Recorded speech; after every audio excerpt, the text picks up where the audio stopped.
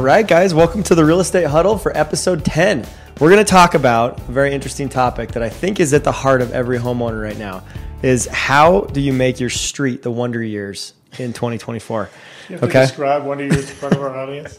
Yeah, maybe no one has that in their heart right now, but we came up with this idea and we think it's really funny and, well, not funny, but like interesting for people to think about their street that they live on. And like, do people interact on their street? Do they not interact? And why? You know, and could just kind of, you know, pour through that a little bit. Because, you know, being in a home, being a homeowner and living on a street where, you know, your neighbors, you interact with people. For a lot of people, that's like part of the American dream, right? Like of living around people and having friends within your neighborhood. So I think it's worth talking about. And I think we've had, I don't know, at least I have had some contrast within like the 3 homes that I've lived in personally. You know, the different areas have produced different results as far as that goes. And I think that I could probably take 100% accountability for that, you know, like how I treated it or how much we wanted to actually get out there and get to know the neighbors, was probably. It's all you know until you know something else. So until you hit the second house, you don't have anything to compare to. Totally. Yep. And so, yeah, no, I just wanted to kind of start out with our experience. Like we moved into our first house and I remember, you know, we did get to know a couple of our neighbors. We had a couple that stopped by, dropped us some cookies or something on the door when we moved in, and that was really cool. And we had a pretty good block, like on our first one. It was a cul-de-sac. I remember my neighbor, Steve, he moved in from like Palo Alto, like really nice area in California.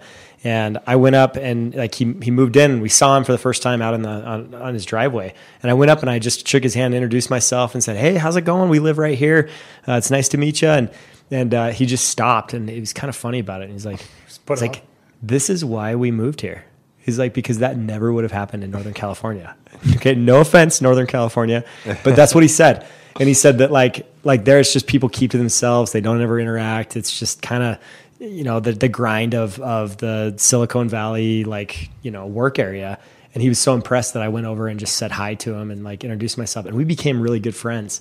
Like he actually, worked on my shoulder and my arm that I like tore, you know, because he's a chiropractor, and just did, you know, he was such a cool guy. We had a great relationship with them, went over to their house for dinner, you know, got together. I coached their daughter in basketball. So we had this great relationship just from like an initial handshake. So I feel like just being bold enough to walk across the street and say hi and introduce yourself to new neighbors that move in oftentimes can be the start of something great. So I started making notes is what I was thinking about. First thing I wrote is like, first and foremost, are you that guy? Are you the extrovert? Are you the connector? Do you care about this? If so, do it. Yeah. If you get to know people, maybe they're not that and they need to be helped along. But be yourself, and you got to make the first step is the easiest thing. In our case, we were in Northern California, one town away from Palo Alto, but we live in a condo, and what I remember is, you know, condos are, you know, you walk in, there's 2 doors and 2 doors up, and we got to know the 3 people that we shared stairways with, and that was our little neighborhood community. Pool, you meet a lot. Pool, we started a family there, so you meet them that way. That's not quite the same thing. So people can be nice in Palo Alto, is what you're saying? We were in Mountain View, so maybe they're a little nicer in Mountain View.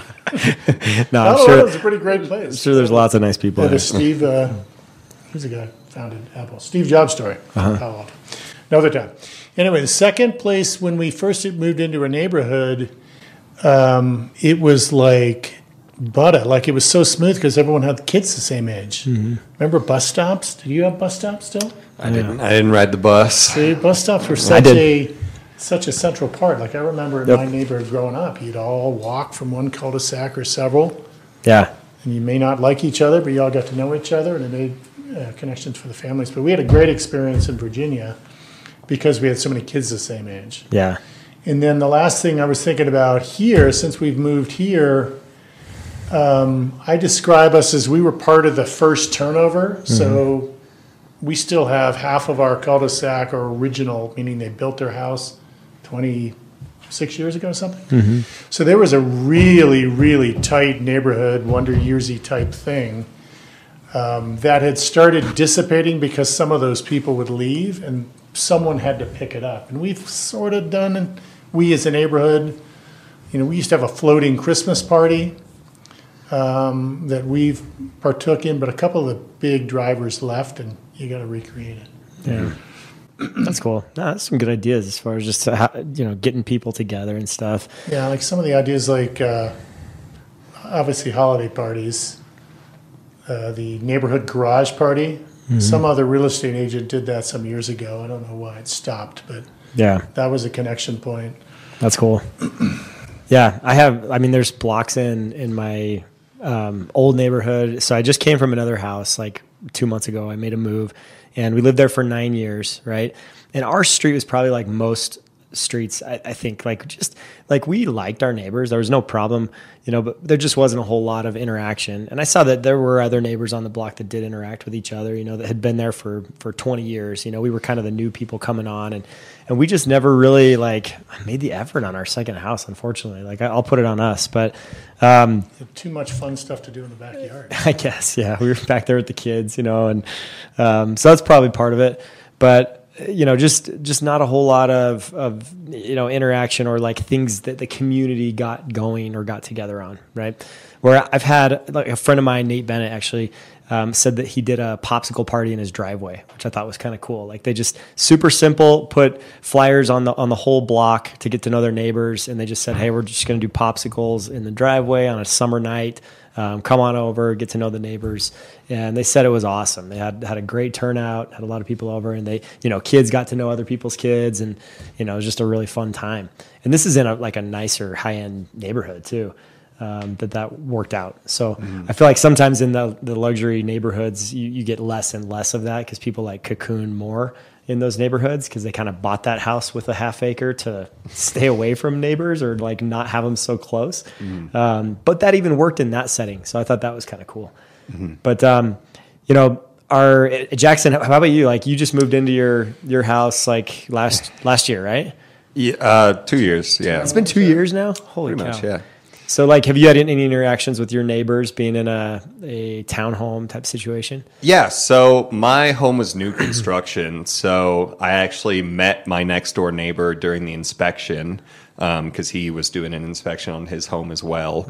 Mm-hmm. We use the same company. So it's been kind of a mixed bag, I'd say, because it's my next door neighbor, we're very close. We both like UFC, so we'll watch events together. They have a Traeger grill out there, so if you don't have a grill, find a friend who does or a neighbor, be friendly with them. But we also have people who are secret neighbors. There's a guy that we joke is in witness protection because he'll come out on his balcony, and if he sees anybody, right back inside, shutters the blinds. To each their own, but there's a few of those on every block. I think. Yeah, for sure. Well, that's the other variable that matters the most, which we both talked about, is are you in a cul-de-sac or are you in the middle of a street? And I think that makes things very different. Yeah. And one thing that I don't know for other communities, but I know Lakewood actually has grants for community parties. If you say, hey, I want to meet my neighbors, you can contact your, local government, and they might have a grant to give you a little budget to get some food, set up a gazebo and in a park nearby or something like that if you want to meet neighbors that way. No way. That's kind of cool. Yep. That's awesome. I had no idea that We've done that a few times we as a team do that with our buyer clients to help them do a what's the word I'm looking for? Housewarming party. Yep. We did a housewarming party. That's a great way to kind of make that connection. Again, if you're the extroverted, you're going to turn that into something else versus if you're not, at least have folks to call when you're worried about fire or watch the pets and such. We love doing that. And I think that's one of the best value, propositions that we propose as a team is help you get into your house, and then we throw a housewarming party, cater some food, bring some over. We'll invite the neighbors if you want us to, or just your friends and close family so that they can all come and see the house all at once. I think that's something that people really enjoy. I think it's a great idea to maybe go one step further and call it this. Yeah.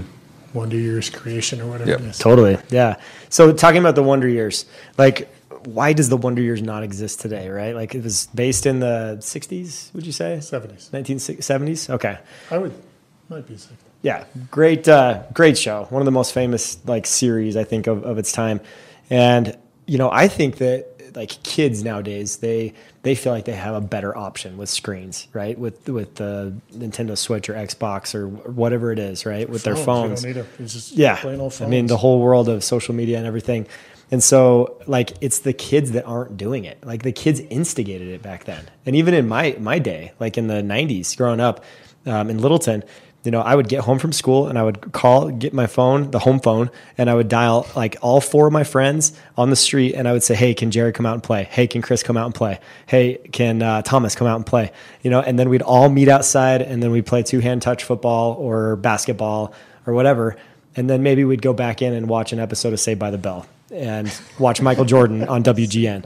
Right? Something like that. But that was my wonder years. I felt like I truly lived it. And so I feel for kids these days that don't have the same experience and they don't get out and have that social interaction and they're too like busy on their screens. They don't know the joy that they would have if they did. And so ask their folks to share like their Facebook or Instagram feed because I get those all the time. Like totally. You grew up in the 70s when you'd say goodbye to your mom at 9:15 a.m. and she'd say, just be home for dinner, and you'd be off on your bike. Yeah. Yep. Absolutely. And so I think that's kind of the reason why, because the kids were the instigators back then and now they're not. And so now it's kind of, if you want that for your kids or if you want that as an adult, like you got to go get it and you got to be a lot more proactive with it. Right. And it's not just the kids that are on screens, it's the adults too. And so to make it happen, I just want to share with you like our experience moving into our new place because it's been awesome. Like we've had such a cool experience with the neighbors there on that street.